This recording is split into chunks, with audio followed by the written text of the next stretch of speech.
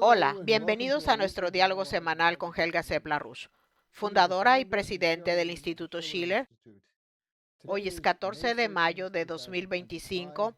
Soy Harley Schlanger y seré su anfitrión. Pueden enviar sus preguntas y comentarios por correo electrónico a questions@schillerinstitute.org o publicarlos en el chat de YouTube. Helga, nos encontramos en medio de una serie de iniciativas diplomáticas de alto perfil. El presidente Trump fue al suroeste asiático.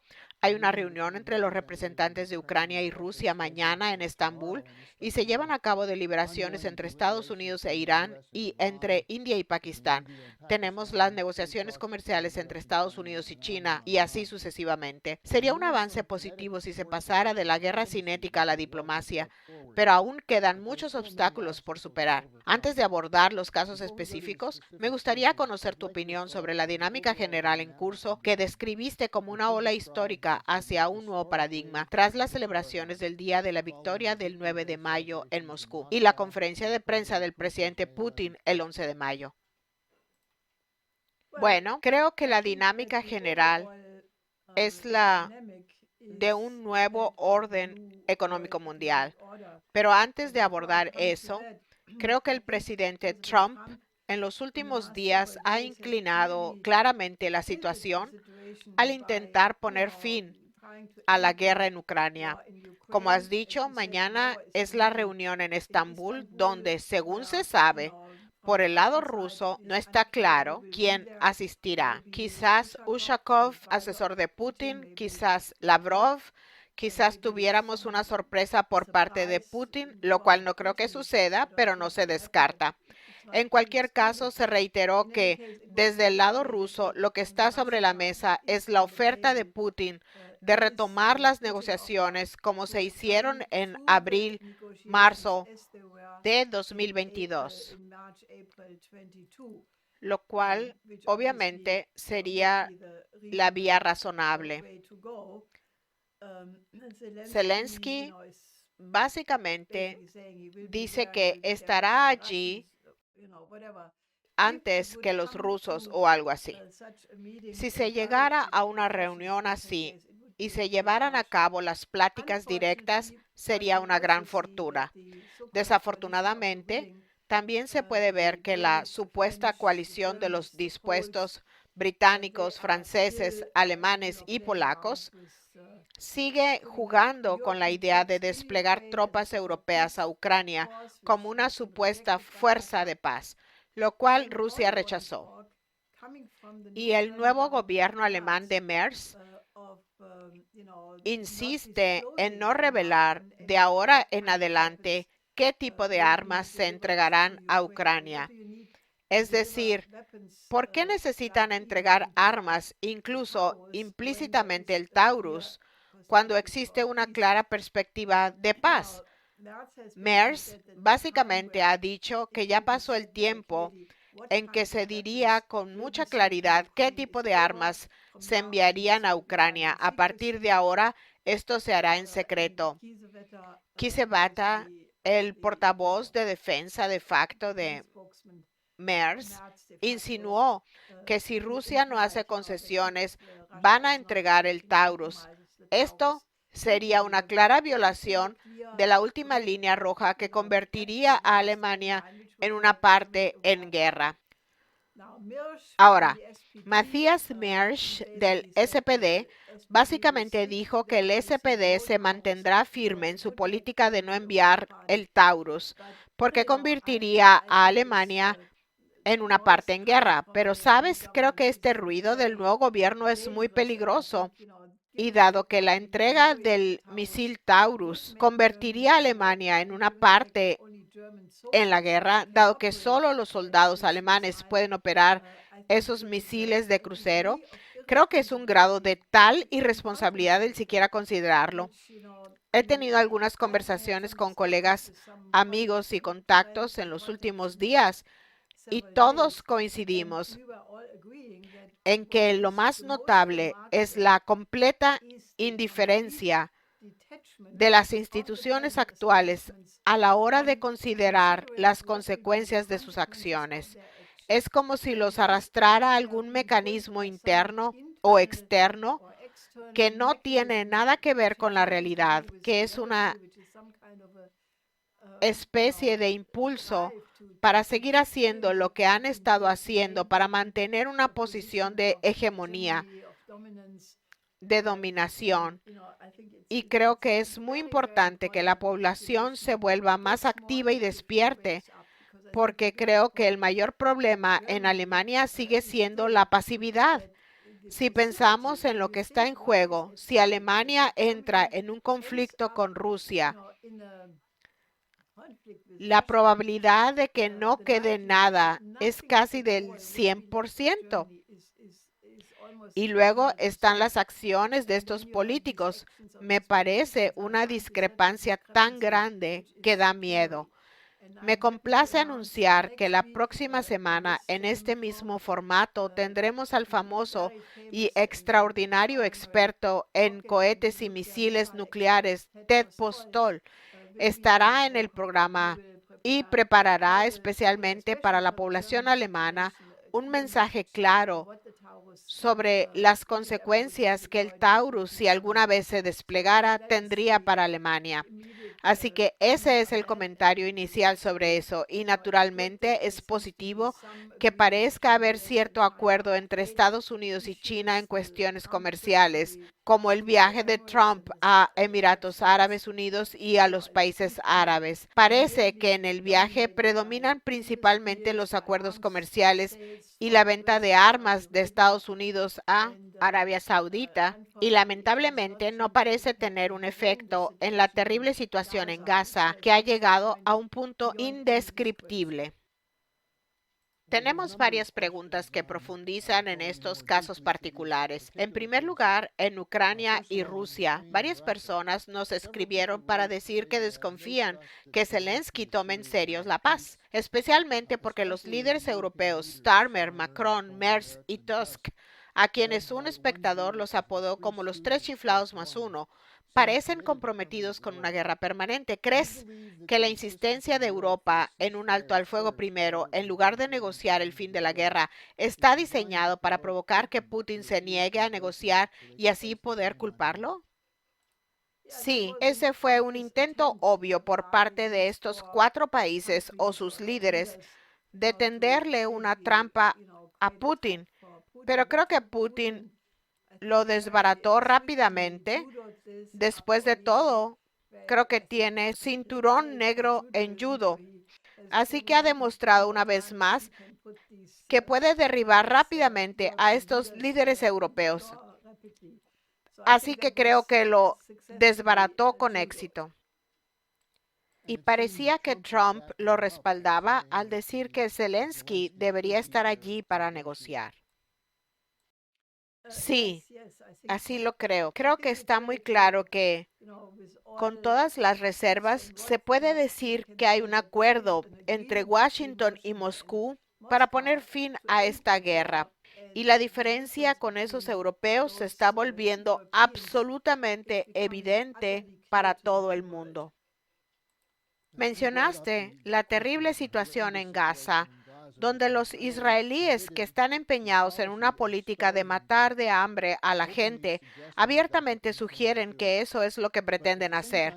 Pero al mismo tiempo se han producido unos acontecimientos impensables, como el que Estados Unidos eluda a Netanyahu para negociar con Hamas, con Yemen e Irán. Un periodista iraní preguntó: ¿cree que el presidente Trump tiene un plan coherente o improvisa día a día? No creo que tenga un plan a largo plazo. Creo que tiene un impulso y que puso fin a la guerra con Yemen, porque incluso el New York Times publicó un extenso artículo que decía que había fracasado por completo. Y varios comentaristas recientes señalaron que cada vez es más evidente que los medios militares para resolver los conflictos han fracasado por completo, todos ellos. El fracaso total de Vietnam, el vergonzoso fracaso de Afganistán, el fracaso de Irak, la catástrofe de Libia y ahora Ucrania. Ucrania ha perdido.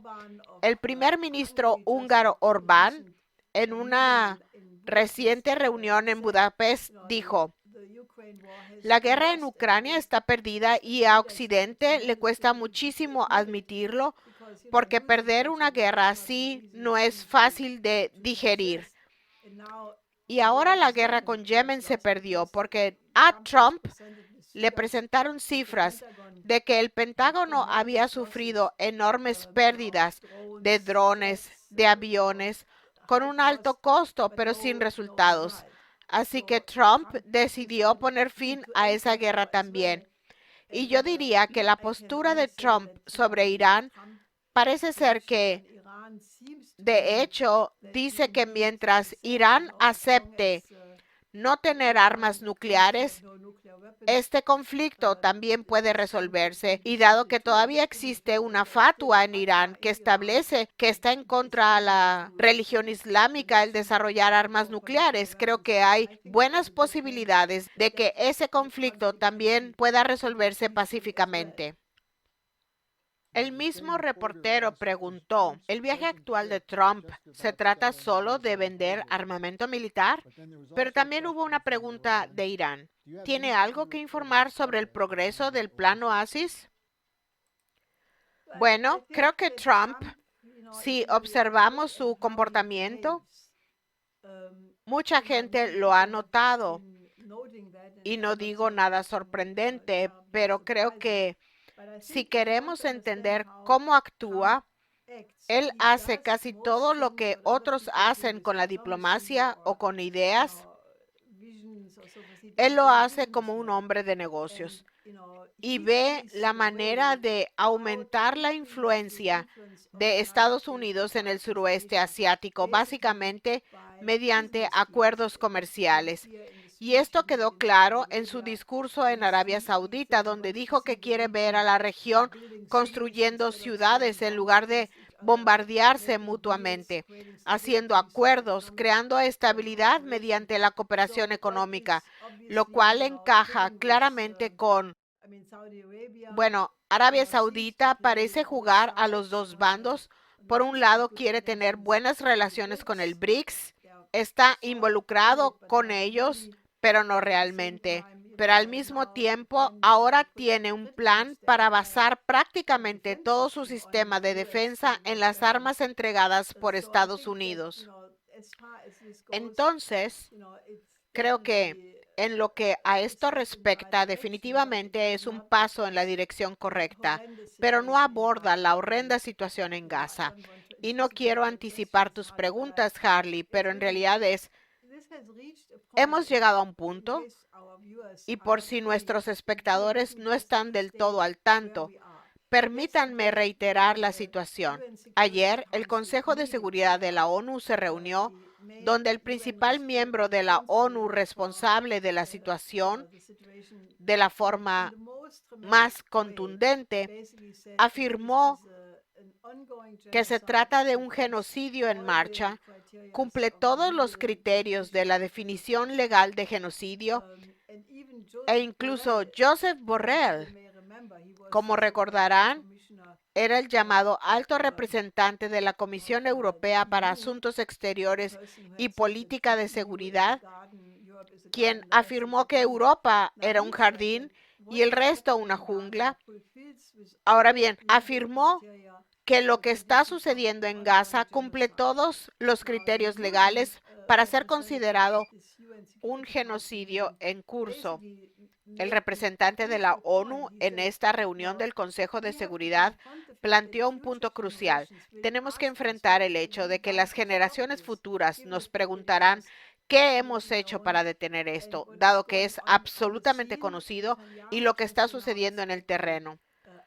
Netanyahu acaba de anunciar que las fuerzas de defensa de Israel realizarán otra intervención en los próximos días. Durante 60 días no ha habido comida, ni suministros médicos, ni agua, por lo que la calificación oficial es que ahora existe una situación de hambruna. Toda Gaza está en el nivel 4 y el 22% de la población en el nivel 5, lo que significa que se están muriendo como moscas mientras hablamos, y los demás pronto correrán la misma suerte. Ahora, las fuerzas israelíes han desmantelado los 400 puntos de distribución de comida, agua y suministros médicos que existían anteriormente a solo 4, y el servicio, dada la enorme campaña para eliminar a UNRWA, ahora se encarga a una empresa privada en la que precisamente está involucrado Tony Blair. Y eso significa que la gente hambrienta tiene que correr a través de los escombros para llegar a uno de estos puntos de distribución y luego no se les permite regresar jamás. Esto forma parte de un esfuerzo ahora generalmente reconocido incluso por los principales medios de comunicación para llevar a cabo una limpieza étnica completa, para expulsar a los palestinos por completo y básicamente para que Israel se apodere de toda la franja de Gaza. Ahora, una periodista australiana, Caitlin Johnston, quien comentó que finalmente, después de 19 meses, algunos medios occidentales están empezando a informar sobre la terrible verdad de lo que está sucediendo, diciendo, bueno, ahora está claro, el viento está cambiando y ya no se puede ocultar más, y por lo tanto, algunos medios están empezando a informar como si quisieran cubrirse el trasero para luego decir, ah, sí, informamos sobre eso. Pero ahora incluso Borrell y otros reconocen que este es el peor genocidio desde el final de la Segunda Guerra Mundial. Y solo puedo decir que todo gobierno que no actúa para detenerlo tendrá una enorme culpa. Y por desgracia, no puedo exonerar al gobierno alemán. Naturalmente, su argumento siempre es que tenemos una obligación con Israel debido al holocausto. Pero, ¿significa eso que hay un holocausto en marcha y que lo toleran? Y creo que el efecto secundario de eso es que el fracaso moral de Occidente no será perdonado ni olvidado por el sur global, por la mayoría global de la población. Y quienes en Occidente lo desestiman, tienen que acallar su conciencia. Y creo que todo el mundo puede imaginar qué pasará con el futuro de la moralidad de Occidente. Todos se lo pueden imaginar.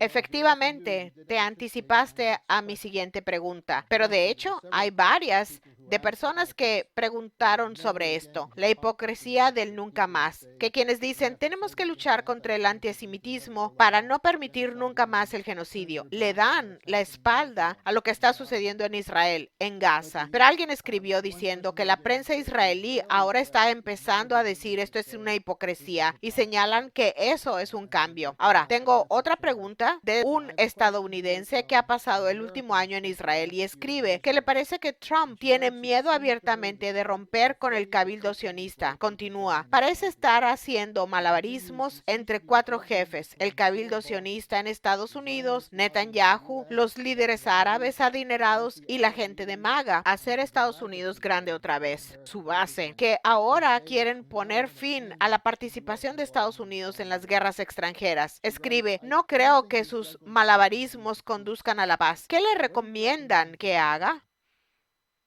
Creo que sí. Todo apunta a que, aunque no tengo el privilegio de hablar con él directamente, solo me baso en las señales que hay.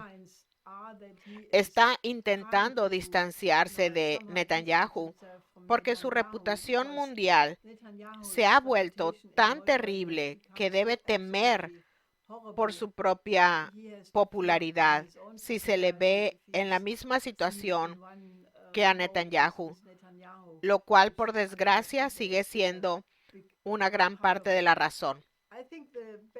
Creo que la mayor esperanza reside en la gente de MAGA, porque ahora hay mucha gente, desde Marjorie Taylor Greene hasta muchos otros, que básicamente están exigiendo que Trump cumpla su promesa electoral de poner fin a todas las guerras, no iniciar nuevas. Y creo que cuanto más se exprese el pueblo estadounidense de esta manera, mejor. Olvidé responder a un aspecto de la pregunta anterior sobre el estatus del Plan Oasis. Bueno, ya es 14 de mayo. Del 2 al 4 de junio se celebrará en Nueva York, en las Naciones Unidas, una conferencia organizada por Macron de Francia y por el gobierno de Arabia Saudita sobre la solución de 2 estados para Palestina.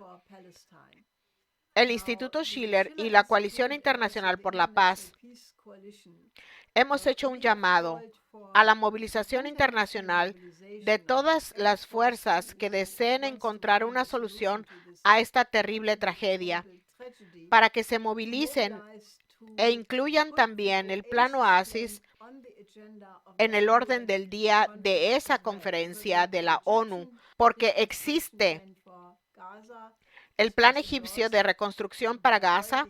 Este fue respaldado por todos los estados árabes y sin duda respaldarán la solución de 2 estados. Pero de alguna manera tenemos que promoverlo mediante artículos, discursos y apoyos para incorporar el Plan Oasis no solo a la reconstrucción de Gaza, sino también a toda la región, porque toda la región es un desierto. Y se supone que el Plan Oasis no solo traerá agua a Israel y Palestina, sino que también desarrollará a Jordania, a Siria, a Yemen, a Irak y a toda la región en general, desde la India hasta el Mediterráneo, desde el Cáucaso hasta los estados del Golfo, y transformará este desierto en tierras agrícolas, bosques y huertos. Construirá la infraestructura y nuevas ciudades, y no hay razón para no cooperar, siempre y cuando se coopere con la ampliación de la iniciativa de la Franja y la Ruta, donde todos los grandes vecinos deberían cooperar, incluidos Estados Unidos y los europeos, para transformar a esa parte del mundo y convertirla de nuevo en el centro del desarrollo entre Asia, África y Europa, como lo fue con la antigua ruta de la seda. Ahora bien, tal visión, que cambiaría la vida de todas las naciones de la región, sería la señal de esperanza necesaria, donde tal vez las fuerzas de la paz superarían a las fuerzas de la guerra en tal movimiento. Así que si están de acuerdo con nosotros en que el nuevo nombre de la paz es el desarrollo, esto se remonta a la encíclica de 1967 del Papa Pablo VI, Populorum Progressio, que expresaba precisamente esa idea. El nuevo nombre de la paz es el desarrollo, y ayúdenos a incluir el Plan Oasis en el programa en las próximas 3 semanas. Por lo tanto, creo que es muy posible. Trump, durante su visita a Arabia Saudita, invitó al presidente interino de Siria, Ahmed al-Sharaa, y anunció que Estados Unidos levantaría las sanciones contra Siria, esas infames sanciones César, para darle a Siria la oportunidad de desarrollarse económicamente, etc. Así que hay algunas señales de que es absolutamente posible, y creo que simplemente debemos aumentar enormemente la presión internacional a favor del Plan Oasis. El público puede registrarse para la conferencia del Instituto Schiller, que se celebrará los días 24 y 25 de mayo, yendo a la página del Instituto Schiller. Ahora bien, recibimos una pregunta sobre lo que comentabas acerca del canciller Merz y el despliegue de los misiles Taurus alemanes a Ucrania. El autor escribe: si Alemania entrega armas que amenacen la existencia de Rusia, Rusia asestará golpes que las naciones europeas nunca han visto. Y básicamente pregunta: ¿no son conscientes de que Estados Unidos no defenderá a Europa en esas circunstancias? Obviamente no. Y obviamente la estrategia es que si se envían tropas europeas, las disque tropas de paz, que claramente no serían tropas de paz, a Ucrania, y luego ocurre algo, el artículo 5 de la OTAN o de alguna manera Estados Unidos podría ser arrastrado a tal guerra. No creo que esto ocurra, pero creo que si los europeos, y especialmente los alemanes, realmente deciden enviar el Taurus a Ucrania, Rusia reaccionará. Creo que tras analizar la mentalidad y la determinación, supongo que lo harán. Por ejemplo, si destruyen el puente de Kerch, bueno, hay muchos puentes en Alemania que podrían destruirse fácilmente. O la fábrica donde se produce el Taurus. Estoy segura de que los rusos enviarían una señal inequívoca. Creo que esto es extremadamente peligroso porque una vez que se entra en una situación así, las cosas pueden descontrolarse en un abrir y cerrar de ojos. Helga, estuviste recientemente en China participando en una conferencia. Tenemos una pregunta de un analista financiero estadounidense que también acaba de regresar de China. Él dijo, seguimos escuchando en los medios occidentales que la economía china es débil, lo que le da a Trump una ventaja en las negociaciones. Dijo, acabo de estar allí, no vi una economía débil, vi un proceso de desarrollo económico sólido y vital que continúa, pero añadió, además, la economía estadounidense es débil, con un enorme sobreendeudamiento. ¿Cuál sería la estrategia donde todos ganan para Estados Unidos en las negociaciones comerciales con China? Creo que lo mejor sería que ambos países se pusieran de acuerdo sobre proyectos para desarrollar en terceros países, porque obviamente existe un desequilibrio comercial que perjudica a Estados Unidos, pero intentar reducirlo mediante aranceles solo haría que los consumidores estadounidenses paguen y en última instancia debilitaría a ambas partes. Entonces, ¿por qué no decir? Bueno, tenemos un desequilibrio comercial y es legítimo que Estados Unidos quiera compensarlo. ¿Por qué no acordamos ciertos proyectos básicos en América Latina, Asia, África, donde hay muchos países de donde vienen los refugiados? Porque o están en guerra o como en México, tienen una situación terrible con el cabildo de las drogas, etcétera.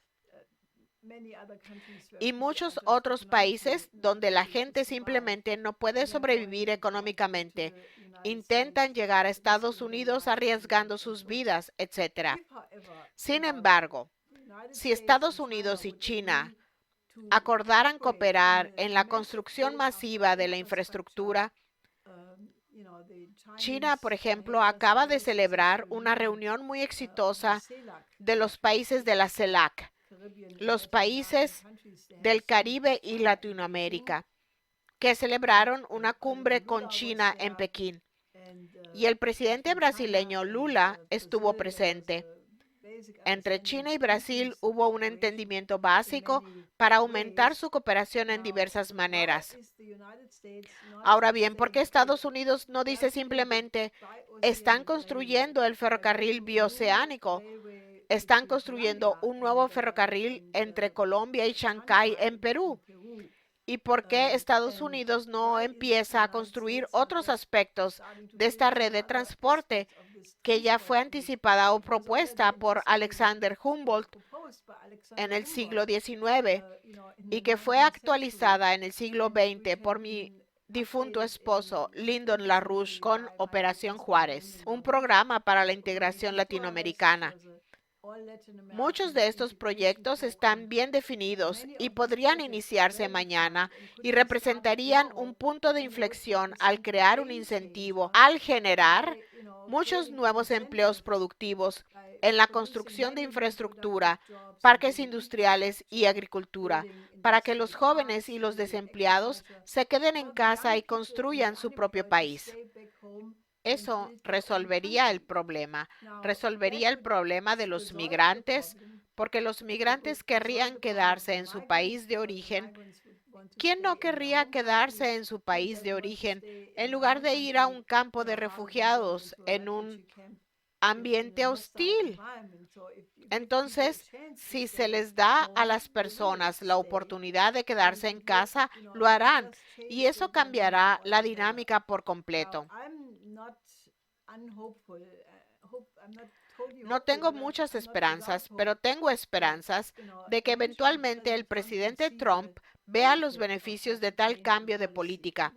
Sin embargo, significaría rechazar a muchos neoconservadores de su gobierno, quienes tienen prejuicios inflexibles contra Cuba, Venezuela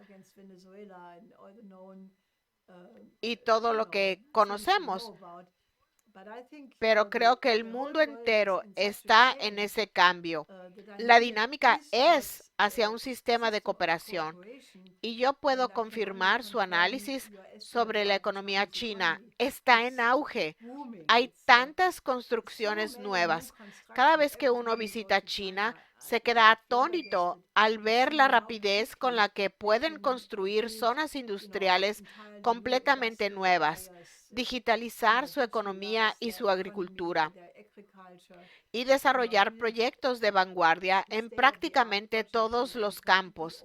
Ya lo he dicho antes, pero el Instituto Estratégico Australiano tienen un rastreador de tecnología y en su reciente actualización dijeron que de 64 áreas tecnológicas avanzadas, China es líder en 57.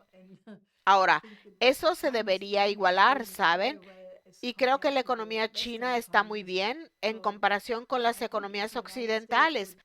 Así que creo que si Estados Unidos aceptara seguir la dirección que describí y pasar de la especulación a la producción, resolvería el problema de la mejor manera. Helga, la Coalición Internacional por la Paz que fundaste ha seguido siendo, por así decirlo, el lugar de referencia para quienes se toman en serio el debate sobre este tipo de ideas que has presentado hoy. Ya ha tenido 101 reuniones semanales consecutivas por Zoom. La llamada de Zoom 102 será el viernes 16 de mayo a las 11 a.m. hora del este. ¿Qué pueden esperar los participantes esta semana? Creo que sin duda se abordará la situación en Gaza y se intentará movilizar la conciencia de la gente, además de orientarse hacia la movilización del Plan Oasis que mencioné con respecto a la conferencia del 2 al 4 de junio en las Naciones Unidas. Creo firmemente que todas las fuerzas de buena voluntad deben contribuir en que el Plan Oasis se incluya en la agenda de esta conferencia de la ONU. Ese será un tema importante con oradores de la región. Estoy segura tanto del lado palestino como del israelí. Y estoy bastante segura de que tendremos una evaluación, naturalmente, un día después del gran día en Estambul. Veremos qué está pasando con respecto a la crisis de Ucrania y creo que también habrá una evaluación de la situación mundial porque la celebración del 80 aniversario del fin de la Segunda Guerra Mundial y la victoria sobre los nazis ha demostrado que Rusia no está aislada en absoluto. Estuvieron presentes 29 jefes de Estado y de gobierno y se celebraron numerosas reuniones bilaterales.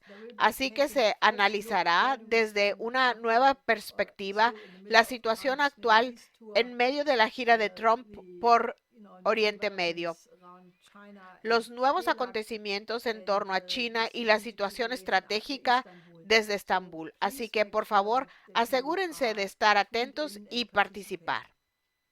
Eso es este viernes a las 11, hora del este. Y no olviden registrarse para la conferencia del Instituto Schiller del 24 y 25 de mayo. Helga, gracias por acompañarnos. Nos vemos pronto. Espero que nos veamos el viernes.